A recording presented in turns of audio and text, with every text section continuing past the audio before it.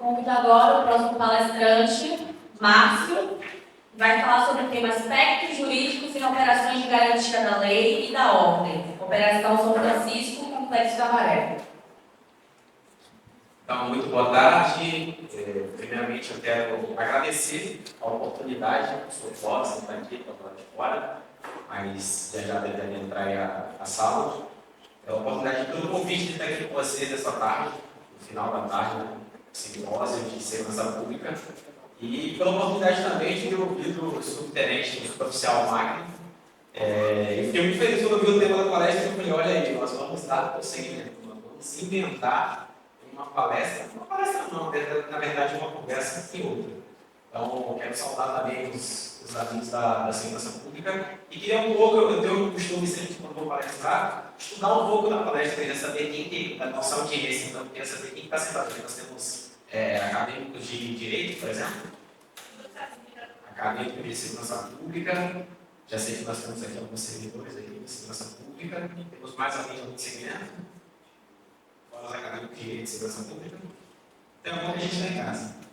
Então, me chamo Márcio, eu sou sargento do Exército Brasileiro, sou da turma de 2009, então já são aqui praticamente 17 anos de caserna, mas estou no mês de dezembro aí deixando as feridas da nossa força, porque estou me encaminhando aí para atuar no exercício da advocacia. Então, sou bacharel em Direito desde 2020, já estou usando da ordem, e venho nesse momento de transição de carreira, construindo aí a minha jornada dentro da advocacia, inclusive fazendo pós-graduação em Audiência de Custódia do Tribunal do Júri, Ciências Criminais aí, pós-graduações técnicas coordenadas aí pelo CODES. Mas, da mesma forma que o suboficial Magno e alguns outros colegas que estão presentes na sala, no ano de 2015, o então terceiro sargento Márcio Silva, que na época servia lá no 6º Batalhão de Polícia do Exército, situado ali na quadrada, todos conhecem onde vocês puderam. Vi que tem um camarada aí na quadrada municipal, fez até o batedor, provavelmente fez lá, né, com a gente. Então, serei durante 7 anos da minha vida militar no 6º Batalhão de Polícia do Exército. Então, formei na Escola de Sargento das Armas em 2009, fui servir na Amazônia, servi no sul do Pará, em Marabá, durante 4 anos, e depois, filho de Salvador, nascido aqui, retornei para Salvador e fui lotado no 6º Batalhão, na época que era a Companhia de Polícia do Exército da 6ª Região Militar. E aí, em 2014, finalzinho de 2014, dezembro, recebi a incumbência ou a designação de ter sido designado para compor a Força de Pacificação que estava atuando no Complexo da Maré. E nós começamos a preparação ali final de novembro, ali, 2014, e embarcamos efetivamente em 2015, dia 5 de fevereiro de 2015. Não esqueça de estar.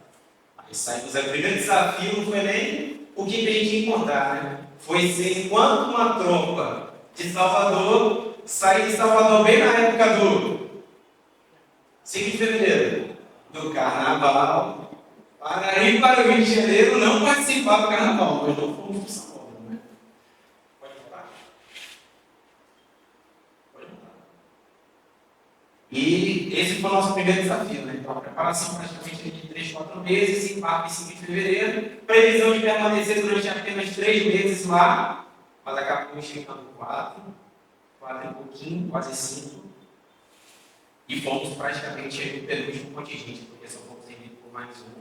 E aí a operação se encerrou. Então, no currículo, nós temos essa jornada aqui a percorrer, ou melhor, percorrida, né?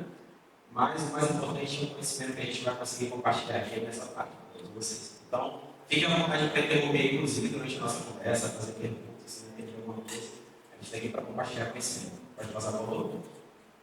Então, nós vamos seguir esse roteiro, né? Uma introdução, onde a gente vai fazer uma breve reflexão. Vou trazer aqui o fundamento legal das operações de LO. Como eu disse, fui brindado pela oportunidade de ter o suboficial Magno palestrando de mim. Então, muitas das coisas que foram partidas, para que a gente não fique maçante, a gente vai só aprofundar e prosseguir, para a gente tentar seguir uma linha lógica e linkar tudo aquilo que o suboficial Magno trouxe de uma maneira muito brilhante com os aspectos jurídicos que envolvem aí a operação propriamente dita. Então, limites jurídicos da atuação militar, proteção jurídica dos militares, riscos jurídicos e estratégia de prevenção. E eu considero esse tópico de extrema importância porque se nós temos operadores aqui da segurança pública, ainda que não sejam integrantes das Forças Armadas, eles são afetos e necessitam beber da mesma fonte de conhecimento na atuação da sua atividade profissional. Casos reais, experiência pessoal e uma conclusão. Pode passar, por favor. Então, eu queria fazer essa primeira pergunta, é um hábito meu, sempre começar as minhas palestras, trazendo qualquer tipo de indagação, de provocação para quem está assistindo, para que a gente de fato se conecte com a importância do que nós vamos abordar aqui. Então, quando em 2014 eu fui designado para compor uma força de pacificação no contexto de uma operação da garantia da lei da ordem, quem que era o sargento, o terceiro sargento, com 25 anos na época? Não façam contas. Márcio Silva, no tabuleiro da garantia da lei da ordem. Porque se nós analisarmos a segurança pública enquanto um grande sistema, e analisarmos que a segurança pública perpassa, de certa forma, por um grande jogo de estratégia, a gente já consegue entender que nós não estamos com a visão privilegiada de quem está mexendo as peças do tabuleiro. A gente já começa com a percepção de que nós somos as peças do tabuleiro.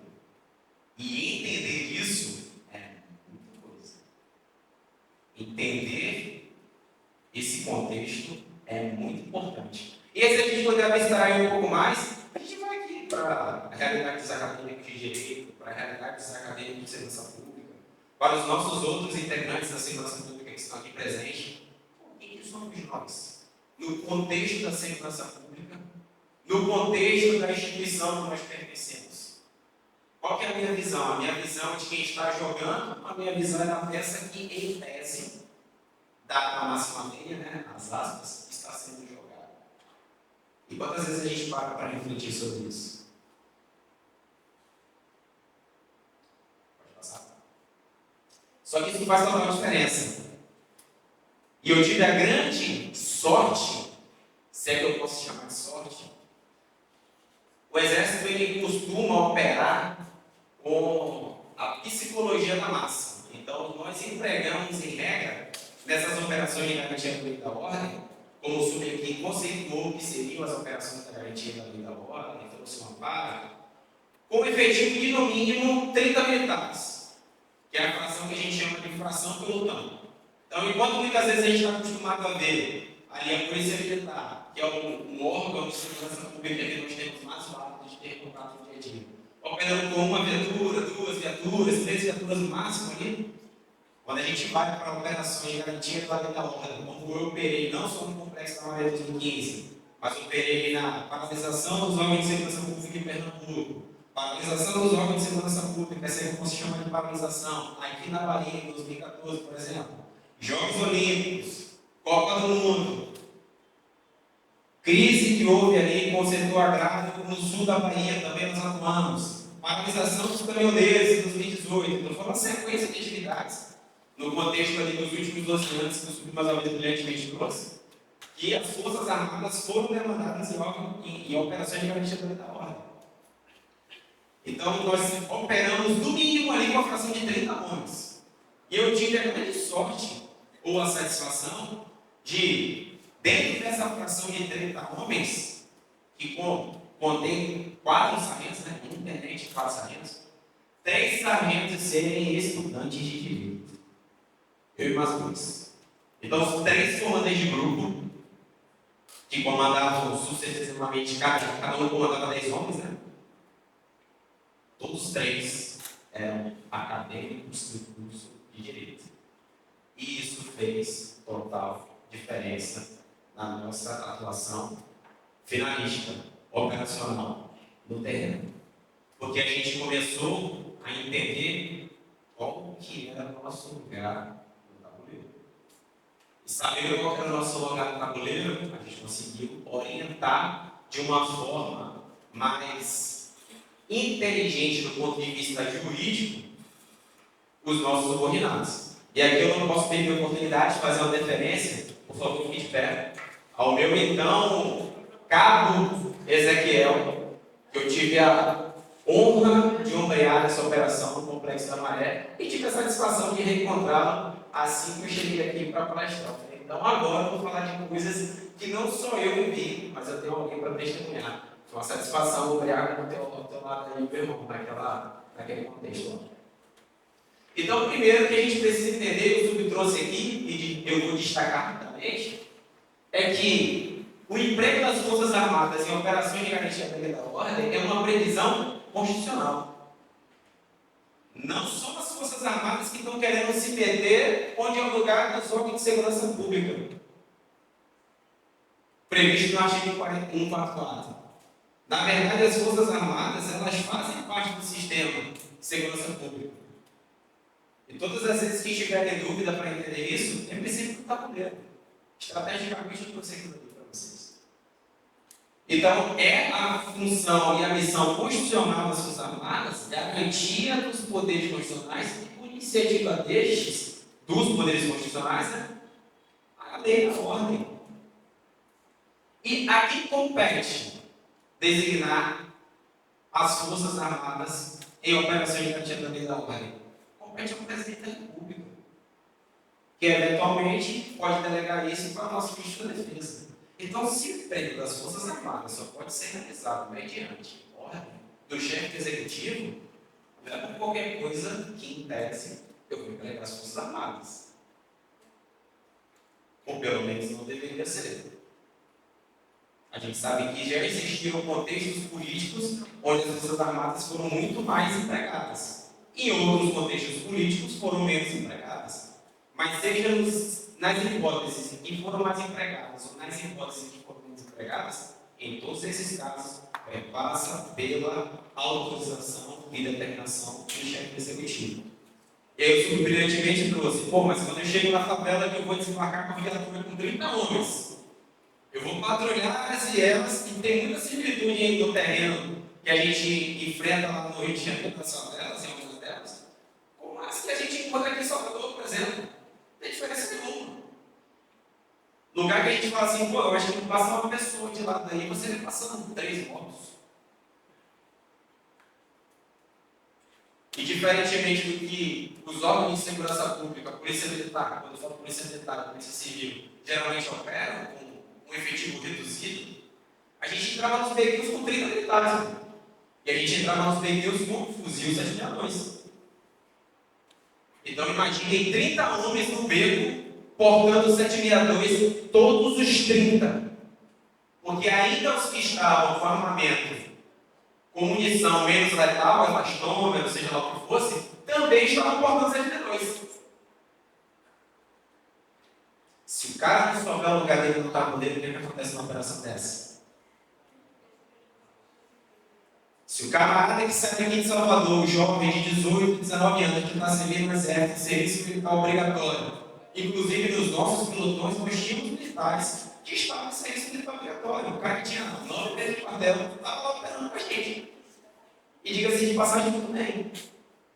Mas se não existir alguém que esteja colocando consciência situacional, qual é o papel daquele camarada no tabuleiro? O que acontece? Porque ele não foi preparado para aquilo. Eu nem preciso dizer que em menos de 10 meses, ele não estava preparado para aquilo. Ele chegou para prestar um serviço militar, teve um treinamento voltado para combate, para guerra externa, para país vermelho contra país azul. Ele não foi preparado sequer para combater os nacionais dele. Porque ainda que ele venha a almejar ou efetivar qualquer ação contra um agente perturbador da ordem pública, o famoso AFOP, é um nacional, é um servidor externo. Ele foi treinado para a guerra. E nesse ato, se o camarada não tiver alguém que o oriente, porque ele não tem aquele conhecimento, o que ele vai fazer? Fazer besteira. Acelerar, fazer uma piada, testa-feira lá em cima, fosse 762, e na época não tinha nem o Instagram nem o WhatsApp do jeito que era. Esse fosse estava ferrado. Não tinha nem o WhatsApp, do jeito que o WhatsApp era ferramenta de comunicação rápida, e não tinha o Instagram para o camarada, cada lance que passar no meio, tirar uma foto, postar e dizer o que ele quisesse dizer. Para tirar a atenção dele da atividade que ele tem que estar. Mas a gente desde cedo colocou no nosso pelotão por ter 3 sargentos, estudantes, os 3 eram estudantes, o lugar deles era esse aqui, ó. Negão, tua missão está na Constituição. Se você for o presidente que mandou você ir para lá, porra, não é coisa boa não. Porque tu vai encontrar lá, não é coisa boa. E o segundo, né, quando eu fui convocado para a Comaré, eu tinha 3 meses de casado. Agora, aí eu tenho que saber qual é o meu lugar mesmo. Não no sentido de temer, mas no sentido de ter cautela. De me preocupar com o respaldo da minha atuação. Não só com medo de voltar morto, não. Com medo, inclusive, de voltar preso. Acelerado que é, confere, Ezequiel. Mesmo tendo um pouco mais de cabeça, acelerado que é, vou fazer alguma coisa, a chance da vida. Herói errando. E aí compra a luva da obra, compra óculos, compra equipamento, investe. Vamos chegar nessa fé, mano. Depois da primeira batalha, todo mundo descobriu que aquela criação peso e simples era quem era. Mas a gente precisa, além de fomentar nos nossos quadros a importância da técnica e da tática, a importância do respaldo jurídico. E por isso que eu falei que foi muito bom ter o submetendo na palestra, porque agora a gente só vai falar do jurídico. Toda a parte operacional, com muita maestria, ele trouxe para todos vocês. Tá rápido, gente? Está conseguindo compreender? Então, limite jurídico da atuação militar. A atuação da tropa aqui, garantia da lei da tropa militar nas operações de garantia da lei da ordem. Primeiro, cria-se o que a gente entende por regra de engajamento. Então, nas regras de engajamento, os militares eles têm noção de como realizar o uso progressivo da força, de como atentar para o manuseio correto do armamento. Lembra, nós estamos empregando uns fuzis artilhados dentro de uma favela, dentro de um ambiente que não possibilita muitas vezes você se locomover de uma forma fluida. Quanto mais de você se abrigar de uma eventual ameaça ou revidar diante de uma eventual ameaça. Levando em consideração que você está patrulhando por 30. Outro limite. Então, as regras de engajamento são regras que são baixadas pela Força Armada para limitar a atuação da sua tropa no contexto da operação da garantia da ordem. Outra limitação são a garantia dos direitos fundamentais. Por quê? A atuação militar não pode suprimir os direitos civis. Não pode. Eu trocaria até o não pode por não deve. Não pode e não deve. E se existe algo que sejam acadêmicos de direito, sejam acadêmicos de segurança pública, ou sejam até os operadores da segurança pública, precisam conhecer de carteirinha na sua formação profissional, é um negócio chamado Lei de Abuso e Autoridade. Meus amigos, se desconhecermos o alcance da Lei de Abuso e Autoridade na nossa atuação profissional, nós estamos todos os dias saindo da nossa casa brincando com a sorte. Risco de excesso, abuso de autoridade e a responsabilização penal administrativa. Então, atos ilícitos não cobertos por ordem de missão e crimes comuns cometidos por militares em geral. Então, tudo isso aqui é o escopo que foi criado para desenhar, eu vou mandar minha tropa no terreno, mas a tropa não tem conhecimento disso aqui. Então, a atuação dela fica limitada por alguma coisa. Então, criam-se essas ferramentas para impor os limites jurídicos da atuação militar. Pode passar? Proteção jurídica. E aí, é o que o Subini trouxe, né? Quase que não temos. Quase que inexiste. E todo ponto de vista de proteção jurídica, o que nós temos? A presunção de legalidade da ordem. Então, desde que a missão esteja formalizada e dentro dos limites legais, então não existe nada dentro da atuação das Forças Armadas em operações de garantia da lei da ordem que não esteja previamente delimitado por alguma lei ou por algum decreto. A atuação em estrito cumprimento do dever legal e legítima defesa, essa aqui é a nossa maior dificuldade. Por quê? Porque ela demanda a importância de que os operadores eles vão para o terreno sabendo. Porque eu não posso dizer que eu estou dentro do estrito cumprimento legal se não sei o que é o meu dever legal. Eu não posso dizer que eu agi em legítima defesa direta, sucessiva, ou de terceiro, ou até putativa, como já aconteceu em alguns contextos. O camarada estava lá em cima de uma fogadeira, pensou-se ser uma arma de fogo, efetuou-se o disparo, percebeu-se que era furadeira. Tese de legítima defesa putativa. Por quê? Tinha-se a ideia de que era uma coisa, quando na verdade era outra. Mas como que a pessoa vai alegar a tese de defesa, legítima defesa putativa, você não sabe nem quem é aquilo? E julgamento na justiça militar na justiça comum. Isso aqui foi um precedente recente que a justiça militar ela abordou por assim, né? O julgamento e processamento dos crimes dolosos cometidos em operação da garantia da lei da ordem. Gerou-se muita discussão, porque entendeu-se naquele momento que a justiça militar estava querendo realizar um certo protecionismo dos militares que estavam atuando em operações de garantia da lei da ordem. Mas a pergunta é, seria a justiça comum competente e apta a julgar militares que estão atuando dentro de um contexto militar em operação de garantia da lei da ordem? Não. Então, por isso que hoje, qualquer crime doloso cometido no contexto de operações de garantia da lei da ordem é de competência da justiça militar processar e julgar. E os riscos? Quais são os principais riscos que a gente encontra?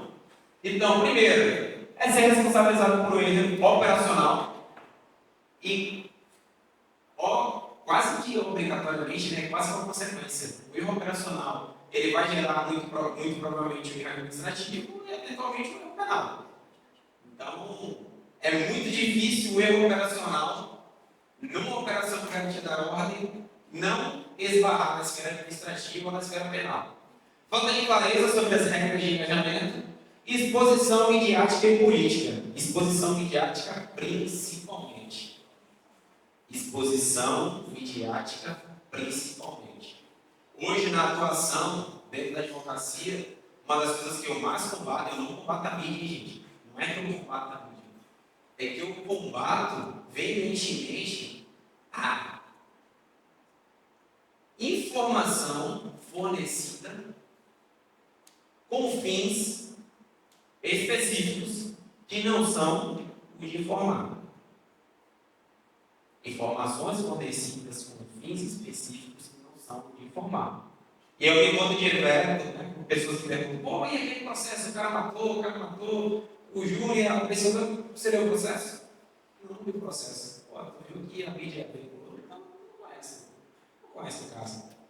E hoje, na atuação das Forças Armadas, principalmente garantia da lei da ordem, a exposição midiática e a tentativa de ridicularização das ações das Forças Armadas é o que, de fato, inclusive, tem prejudicado muito a atuação.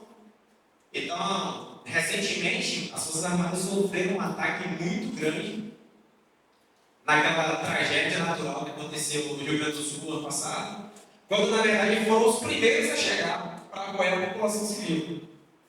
Então, nós estávamos numa situação de garantia da lei da ordem, mas estávamos numa situação onde as Forças Armadas foram convocadas para auxiliar os outros órgãos ali de controle de desastres e sofreram as consequências da exposição midiática. Agora pense, se numa situação de desastre natural a exposição midiática compromete sobremaneira a imagem da força e a sua atuação, imagine uma situação de combate. Imaginem uma situação de combate. Como que o militar ele vai sair para uma próxima ação, se antes de sair para aquela próxima ação, ele acabou de assistir no noticiário uma inverdade que foi dita sobre a guarnição dele e a droga que ele estava inserida, numa operação que ele chegou aqui para instalar o bem. E as medidas preventivas são treinamento jurídico antes das operações. Lembra que eu falei que mudou muito a concepção do meu time, que é ser o chamado, no tabuleiro, foi o treinamento jurídico, porque eu não estava preocupado com o treinamento militar. O treinamento militar naquela ocasião eu sabia que a força ia estar. E aí, agora, disponibilizar munição para os caras tirar. Fizemos aqui a operação conjunta com o Nordeste, no Nordeste da Marina, no Planeta dos Macacos, conheci lugar em Salvador que eu não sabia nem que existia. Tudo no sentido de preparação. Então, os órgãos de segurança pública de Salvador foram revisitados para ajudar a preparar as tropas que iam para aquele contexto. E as tropas de segurança pública daqui, conhecendo mais ou menos o que nós encontraríamos lá, foram muito solícitas e nos prepararam para para que a gente contribuíram com a preparação, para que a gente chegasse taticamente lá e virasse condições. Então fizemos estágio no COB, fizemos estágio no IBOB, fizemos estágio na UTESP, mas do ponto de vista jurídico. Uma carteirinha do tipo, se acontecer tal coisa, você vai fazer tal coisa. Se acontecer tal coisa, você vai fazer tal coisa. E se a coisa que aconteceu não tiver na carteirinha que foi dada para o militar, como que ele faz?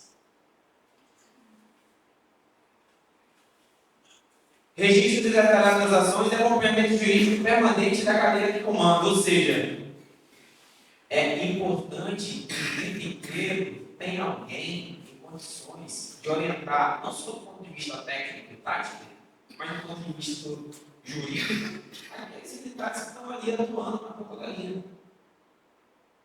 Porque eu sei que se alguma ameaça se levantar contra a vida dele, ele vai agir. Seja para a defesa dele, seja para a defesa. Mas eu não estou preocupado com reagir. Muitas vezes a gente está preocupado, e aí na condição de comandante de fração, a gente se preocupa com como o camarada vai reagir. Para que reagindo com boa intenção, ele amanhã não venha responder uma ação penal, porque não agiu da forma como o Estado queria ou imaginaria que ele agisse, sem que esse mesmo Estado tenha preparado ensinando para ele como que ele deveria agir. E na prática, o que acontece? Isso aí sou eu, né? Quilinho mais pesado, né? 30 quilos mais não, Ezequiel. Sem contar colete, capacete e tudo que vai além. E na prática, o que acontece? O conselho que eu sempre dou quando eu palestro é que menos é mais. E o mais importante de tudo é fazer o básico. E foi isso aí que a gente ensinou durante esses 5 meses. Foi praticamente isso aí que a gente cobrou e orientou os nossos militares a fazer. Nós tivemos eventos no contexto dessa operação de militares que foram se arvorar a fazer aquilo que não estava dentro do Instituto Legal e tiveram sérios problemas.